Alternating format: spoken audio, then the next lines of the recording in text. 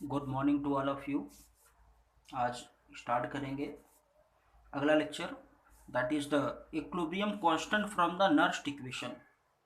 इस टॉपिक को हम लोग समझते हैं, तो इसके लिए पहले तो हम उसी तरह का सेल बनाएंगे। हमने क्या किया, एक ये कंटेनर लिया और एक ये कंटेनर लिया। यहाँ पर हम लोग क्या करते हैं, जिंक की रॉड लेते हैं, और यहाँ पर हम लोग क्या करते हैं, कॉपर की रॉड लेते हैं।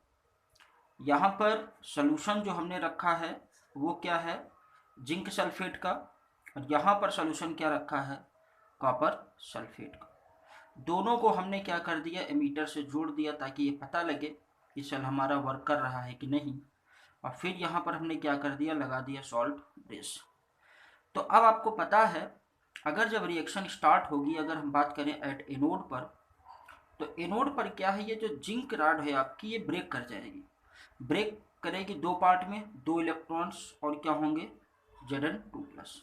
ठीक है, तो होता है क्या है, ये सोल्यूशन में Zn2+ अंदर आते जाएंगे और इलेक्ट्रॉन्स क्या हो जाएंगे, ये इलेक्ट्रॉन्स क्या होंगे, इसके थ्रू फ्लो करेंगे। और दूसरी कंडीशन क्या होती है, एट कैथोड पर क्या होता है, कैथोड पर क्या होगा, ये Cu2+ जो है, मतलब ये जो सोल्यूशन में Cu2+ है, CuSO4 को ब्रेक करेंगे तो Cu2+ मिलेगा। ये क्या करता है, ये जो इलेक्ट्रॉन्स जा रहे हैं इनको क्या करता है, एक्सेप्ट करता है, और एक्सेप्ट करने के बाद कन्वर्ट हो जाएगा काहे में, Cu में। तो इसका मतलब ये हुआ कि जैसे जैसे समय बीतता जाएगा, इस सोल्यूशन के अंदर Zn2+ की अमाउंट बढ़ती जाएगी। क्यों, क्योंकि रॉड ऑक्सीडाइज हो रही है। और जैसे जैसे समय बीतता जाएगा, ये जो आपका Cu2+ है, ये Cu2+ वो क्या होगा, इसमें डिपॉजिट होता जाएगा।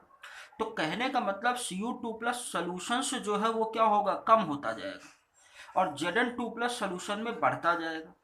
तो हम ये कह सकते हैं, क्या कह सकते हैं, एज टाइम पासेस, जैसे जैसे समय बीतता जाता है, कंसंट्रेशन ऑफ Zn2+ क्या करेगा, इंक्रीज करेगा, वाइल कंसंट्रेशन ऑफ Cu2+ क्या करेगा, डिक्रीज करेगा। सोल्यूशन में बात कर रहे हैं, सोल्यूशन में Cu2+ का कंसंट्रेशन क्या होगा, डाउन होगा, क्योंकि वो रॉड पर डिपॉजिट होती जा रही। अब यहाँ पर एक बात और समझेंगे, इसको एक ग्राफ के थ्रू हम समझते हैं। ग्राफ में क्या है कि आपको पता है, ये थोड़ा सा सीधा बना दें, ये जो हम अगर ग्राफ प्लॉट करते हैं, तो ग्राफ में क्या होता है कि ग्राफ जो हम लोग ड्रॉ करते हैं, वो यहाँ पर क्या लेते हैं, रिडक्शन पोटेंशियल लेते हैं, और यहाँ पर क्या लेते हैं, प्रोग्रेस ऑफ रिएक्शन लेते हैं। क्या है, प्रोग्रेस ऑफ रिएक्शन। आपको ये पता है, शुरू में क्या था कि हमारे पास जितना ZnSO4 था उतना ही कॉपर सल्फेट था, 1 मोलर, दोनों क्या था, फिक्स था। लेकिन समय के साथ साथ हुआ क्या है कि Zn2+ का कंसंट्रेशन जो है वो बढ़ता गया, और Cu2+ का कंसंट्रेशन क्या हुआ, घटता गया। पहले Cu2+ का कंसंट्रेशन और Zn2+ का सेम था, तो इसका मतलब Zn2+ का कंसंट्रेशन धीरे धीरे क्या हुआ, बढ़ता गया। देखिए बढ़ता गया। और Cu2+ का क्या था, मैक्सिमम था। Cu2+ का क्या था बेटा, मैक्सिमम था। यहाँ धीरे धीरे क्या हुआ, घटता गया, और घटते घटते एक कंडीशन कौन सी आ गई, इक्विलिब्रियम की आ गई। तो इक्विलिब्रियम वो स्टेज होती है जहां पर rate of forward reaction is equal to rate of backward reaction होता है। मतलब जिस स्पीड से Zn2+ में कन्वर्ट हो रहा है, मतलब जिस स्पीड से Zn2+ में कन्वर्ट हो रहा, चेंज हो रहा, उसी स्पीड से Cu2+ Cu में कन्वर्ट हो रहा। और एक कंडीशन ऐसी आती है, जब इक्विलिब्रियम आता है तो सेल हमारा काम करना बंद कर देता है, रीडिंग आनी बंद हो जाती है। तो एट इक्विलिब्रियम कंडीशन पर क्या होगा, इसको समझते हैं। एट इक्विलिब्रियम कंडीशन क्या होता है, जो E होगा वो जीरो हो जाएगा, जो ई सेल है वो कितना हो जाएगा, जीरो। और दूसरी कंडीशन क्या है, जो Q होगा, Q का मतलब होता है रिएक्शन कोएफिशिएंट। रिएक्शन कोएफिशिएंट वो कंडीशन होती है इक्विलिब्रियम के पहले या बाद की कंडीशन। इक्विलिब्रियम के पहले का मतलब क्या है, रिएक्शन अभी स्टार्ट हुई है धीरे धीरे धीरे धीरे, और एक जब इक्विलिब्रियम कंडीशन हो गई है, आइदर उससे ज़्यादा हो जाए या उससे कम हो जाए इक्विलिब्रियम से, तो ये क्या है क्यू, दैट इज रिएक्शन क्या बोलते हैं, कोएफिशिएंट बोलते हैं। क्या बोलते हैं, रिएक्शन कोएफिशिएंट बोलते हैं। आप समझिए, हम लोग क्या लेते हैं, नर्स्ट इक्वेशन, ई बराबर कितना होता है, ई नॉट सेल माइनस 2.30, कितना हो जाएगा 2.303 आर टी, यहाँ लिखेंगे एन एफ, कितना हो जाएगा लॉग क्यू के। ये एक नॉर्मल आपका नर्स्ट इक्वेशन है, और एट इक्विलिब्रियम पर अगर इसको आप वैल्यू रखेंगे तो क्या करेंगे, एट इक्विलिब्रियम पर 0, ये हो जाएगा ई नॉट माइनस 2.303 आर टी, और कितना हो जाएगा नीचे एन एफ, और यहाँ पर क्या लिखेंगे लॉग, कितना हो जाएगा के सी। के सी क्यों लिखा, क्योंकि इक्विलिब्रियम कंडीशन आ गया, इक्विलिब्रियम पर क्यू रिएक्शन क्वेश्चन बराबर किसके होगा, के सी। चलिए आगे चलते हैं, यहाँ पर हो जाएगा ई नॉट सेल बराबर आपकी हो जाएगा 2.303, और यहाँ पर कितना रखेंगे भाई आर टी, और डिवाइडेड बाई एन एफ, और लॉग कितना हो जाएगा दैट इज के सी। तो ये आपका एक इक्वेशन बन के आ गया है, किसका, equilibrium constant versus E naught cell का। आई थिंक इसमें कोई दिक्कत नहीं होनी चाहिए। चलिए इसको हम जोड़ते हैं गिब्स फ्री एनर्जी से, कैसे ये गिब्स फ्री एनर्जी से जुड़ा हुआ है, तो आगे हम लोग फिर से बात करेंगे गिब्स फ्री एनर्जी के बारे में। आपको पता है डेल्टा जी नॉट बराबर होता minus n F E naught, तो यहाँ पर क्या लिखेंगे, ये माइनस में रहेगा माइनस एन एफ, और ई नॉट वैल्यू ऊपर दी है बेटा, ई नॉट ऊपर दिया, इस वैल्यू को यहाँ पर रखेंगे तो कितना हो जाएगा 2.303 आर टी, और कितना हो जाएगा एन एफ, और कितना हो जाएगा log K C. N F से एन एफ कैंसिल आउट हो जाएगा, तो हम लिखेंगे delta G naught equal to minus 2.303 R T, कितना हो जाएगा log K C. That is the another relationship of the equilibrium constant with the Gibbs free energy. पहला किससे था, ई स्टैंडर्ड से था, ई स्टैंडर्ड से, दूसरा किससे, गिब्स फ्री एनर्जी से था। आई थिंक इसमें कोई दिक्कत आपको नहीं होनी चाहिए। आगे हम लोग एक इसका अल्टरनेट मेथड लेंगे, कि सेकंड मेथड हम लोग बात करते हैं गिब्स फ्री एनर्जी के लिए, ये कैसे हम यहाँ पहुँचे हैं। आपको नर्स्ट इक्वेशन जब हमने डेराइव करवाया था, बताया था डेल्टा जी बराबर delta G naught plus R T, और ये कितना हो जाएगा लॉग ई, और ये कितना हो जाएगा यहाँ पर क्यू के, रिएक्शन कोएफिशिएंट के। अब यहाँ पर आप क्या लिख सकते हैं, लिख सकते हैं delta G equal to delta G naught plus R T, यहाँ 2.303 आप लगाइए, लॉग ई को लॉग 10 में कन्वर्ट करेंगे, लॉग 10 कितना होगा क्यू। एट इक्विलिब्रियम अगर हम बात करें एट इक्विलिब्रियम की, तो इक्विलिब्रियम पर क्या होगा, डेल्टा जी आपका 0 होता है, तो यहाँ वैल्यू रखिए, वैल्यू रखेंगे 0, डेल्टा जी नॉट प्लस 2.303 कितना हो जाएगा आर टी लॉग, और यहाँ हो जाएगा के सी, ये क्यू बराबर क्या हो जाएगा इक्विलिब्रियम पर कहेंगे के सी के। तो delta G naught is equal to हम लिख सकते हैं माइनस 2.303, और क्या हो जाएगा आर टी, और लॉग कितना हो गया के सी। ये भी एक इक्वेशन हमने डेराइव कर दिया है। अब एक बात और समझिए, हमने जी को तो 0 कर दिया है, लेकिन और कौन सी कंडीशन हो सकती है, डेल्टा जी नॉट भी 0 हो जाए, इफ लॉग के सी या के इक्विलिब्रियम बराबर 1 हो जाए। अगर लॉग के सी या लॉग इक्विलिब्रियम बराबर कितना हो जाए 1, तो आप बताओगे delta G naught equal to कितना हो गया 0, क्योंकि लॉग 1 की वैल्यू होती है 0। आप इस वैल्यू को यहाँ पर रखेंगे तो आपको मिल जाएगा। तो आगे थोड़ा सा हम बात करेंगे इक्विलिब्रियम कांस्टेंट के बारे में, कि इक्विलिब्रियम कांस्टेंट पर क्या क्या कंडीशंस होती है। आगे दिया है इक्विलिब्रियम कांस्टेंट।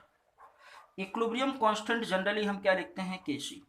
कोई रिएक्शन अगर आपकी है ए से क्या जा रही है बी, तो इसके ये क्या है आपका प्रोडक्ट, और ये क्या है रिएक्टेंट, तो आप क्या लिखते हैं K C equal to B divided by A, ये आप वैल्यू रखते हैं। और के सी डिपेंड किस पर करता है, के सी जो है वो डिपेंड करता है आपका, पहला टेम्परेचर पर डिपेंड करता है, और ये डिपेंड किस पर नहीं करता है, कंसंट्रेशन पर डिपेंड नहीं करता है, और कैटलिस्ट पर डिपेंड नहीं करता। तो बताएंगे Kc do not depends upon presence of catalyst as well as concentration. It depends upon, depend किस पर करता, it depends upon temperature, temperature पर डिपेंड करता है।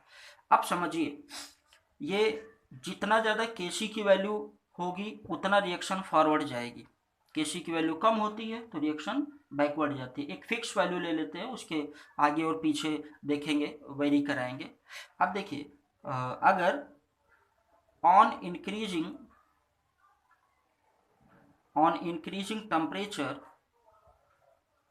इफ Kc इंक्रीजेस, अगर Kc बढ़ रहा है, इक्विलिब्रियम कांस्टेंट बढ़ रहा है, तो ऐसी कंडीशन में रिएक्शन कैसी होगी, that will be the endothermic. Endothermic का मतलब डेल्टा H की वैल्यू क्या होती है, पॉजिटिव होती है, एंथैल्पी चेंज क्या होता है, पॉजिटिव होता है। वाइल इफ Kc डिक्रीजेस, अगर Kc डिक्रीज करता है तो रिएक्शन कैसी होगी, दैट विल बी एक्सोथर्मिक। कैसी होगी, एक्सोथर्मिक। और डेल्टा H की वैल्यू कितनी हो जाएगी, उसके लिए निगेटिव हो जाएगी। क्या हो जाएगी, निगेटिव हो जाएगी। तो ये जो है आपका यहाँ पर ये बात पूरी हुई। अच्छा, एक काम हम ये भी कह सकते हैं, एंडोथर्मिक रिएक्शन के लिए टेम्परेचर बढ़ाने पर रिएक्शन किधर जाती, फॉरवर्ड डायरेक्शन में जाती। एक्सोथर्मिक रिएक्शन के लिए टेम्परेचर बढ़ाने पर रिएक्शन किधर जाती है, बैकवर्ड जाती है। तो ये आपका जो टॉपिक है ये आपका यहीं पर ख़त्म होता है। हम अगला टॉपिक स्टार्ट करेंगे अब, और अगला टॉपिक जो है वो आपका क्या है, इलेक्ट्रोलिसिस और इलेक्ट्रोलिटिक सेल। Okay, start. और इसमें फिर से थोड़ा सा आपको रिकैप करवा दे रहे हैं। Equilibrium constant from Nernst case हमने बताया।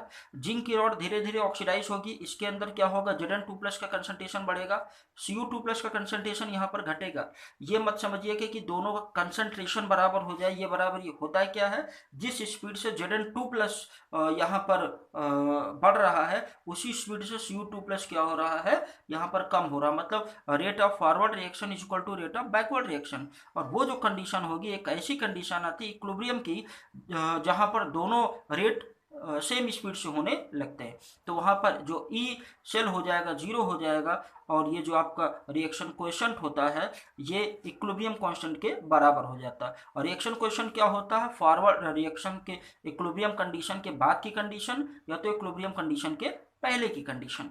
बाकी हम लोग नॉर्मली वैल्यू ही रखते हैं। चलिए आगे हम लोग बात करते हैं।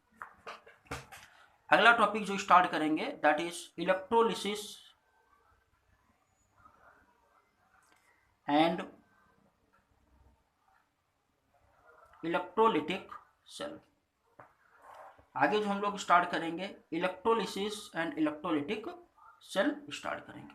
तो इलेक्ट्रोलिसिस और इलेक्ट्रोलिटिक सेल से पहले आपसे हम बात करेंगे, जो भी सब्सटेंस होते हैं वो दो तरह के होते हैं, एक होता है इलेक्ट्रोलाइट और एक होता है नॉन इलेक्ट्रोलाइट। इलेक्ट्रोलाइट वो होते हैं जो एक्वस सॉल्यूशन या मोल्टन स्टेट, मतलब मेल्ट कंडीशन में इलेक्ट्रिसिटी को कंडक्ट करते हैं, वो क्या कहलाते हैं, इलेक्ट्रोलाइट। और नॉन इलेक्ट्रोलाइट क्या होते हैं, जो इलेक्ट्रिसिटी को कंडक्ट नहीं करते हैं इन एक्वस सॉल्यूशन और इन देयर मोल्टन स्टेट, उसको हम लोग क्या बोलते हैं, नॉन इलेक्ट्रोलाइट। तो हमने क्या बताया, जो सब्सटेंस है आपका कितने तरह के होते हैं बेटा, दो तरह के होते हैं। कौन कौन सा, पहले क्या होते हैं, इलेक्ट्रोलाइट, दूसरे क्या होते हैं, non electrolyte. Electrolyte which conduct electricity in their molten state और in aqueous solution. Non electrolyte जो इलेक्ट्रिसिटी को कंडक्ट नहीं करते हैं। एग्जांपल ले लें, जैसे NaCl हो गया, HCl हो गया, NaOH हो गया, यहाँ पर क्या हो गया, ग्लूकोज हो गया, C6H12O6, और क्या हो गया, सुक्रोज हो गया, 12H22O11, और क्या हो गया, यूरिया हो गया। ये इलेक्ट्रोलाइट आपके जो होते हैं दो तरह के होते हैं। कौन कौन से? एक स्ट्रॉन्ग इलेक्ट्रोलाइट, एक क्या होते हैं स्ट्रॉन्ग इलेक्ट्रोलाइट, और एक क्या होते हैं वीक इलेक्ट्रोलाइट। स्ट्रॉन्ग इलेक्ट्रोलाइट और दूसरे क्या होते हैं वीक इलेक्ट्रोलाइट। तो स्ट्रॉन्ग इलेक्ट्रोलाइट वो होते हैं जो 100% आयोनाइज होते हैं। इनके लिए डिग्री ऑफ डिसोसिएशन की वैल्यू 1 होती है, अल्फा कितना होता 1 होता। और वीक इलेक्ट्रोलाइट वो होते हैं जिनके लिए अल्फा की वैल्यू लेस देन 1 होती है, और ये कंप्लीटली आयोनाइज या डिसोसिएट नहीं होते हैं। तो स्ट्रॉन्ग इलेक्ट्रोलाइट क्या होते हैं, विच कंप्लीटली आयोनाइज या डिसोसिएट, थोड़ा सा डिफरेंस होता है, इसको बाद में हम करेंगे।